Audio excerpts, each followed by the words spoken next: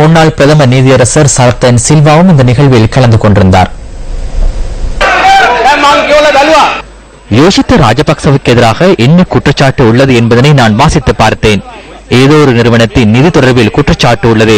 நண்பர்களே, இலங்கையில் நிறுவனங்களை ஸ்தாபிக்கும் போது அதற்கான மூலதனம் எங்கிருந்து பெறப்பட்டது என்பதனை ஆராய்வதற்கு முயன்றால் எந்த ஒரு நிறுவனத்தையும் அமைக்க முடியாமல் போகும். முதலீட்டாளர்களுக்கு அது தெரியும். தொலைக்காட்சி அலைவரிசை ஒன்றை ஆரம்பிக்கும் போது மக்கள் பணம் வழங்குவர். அது வெற்றி பெறுமாக இருந்தால் அவர்களுக்கு பங்குகள் வழங்கப்படும். அவ்வாறு இடம்பெறும். அவ்வாறு என்றால் மகாராஜா எவ்வாறு அந்த அலைவரிசையை ஆரம்பித்தார் என்பதனை கேளுங்கள். புலிகளின் பணம் CSM தொடர்பில் ஆராய்வதற்கு முன்னர் அதனை தேடுங்கள். என்னை மன்னித்துக் கொள்ளுமாறு முழு நாட்டு மக்களிடம் கேட்டுக்கொள்கின்றேன். என்னை மன்னியுங்கள்.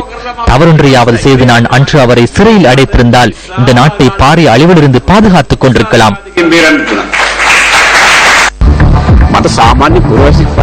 சாதாரண ஒரு பிரஜையாக நான் காணும் போது தற்போது இடம்பெறும் ஊழல் மோசடிகள் அனைத்தும் மஹிந்த ராஜபக்ச ஜனாதிபதி பதவிக்காலத்தின் கீழே இடம்பெறுகின்றது. அதாவது அவருக்கு இந்த ஊழல் மோசடிகள் சாதாரண விடயமாகும்.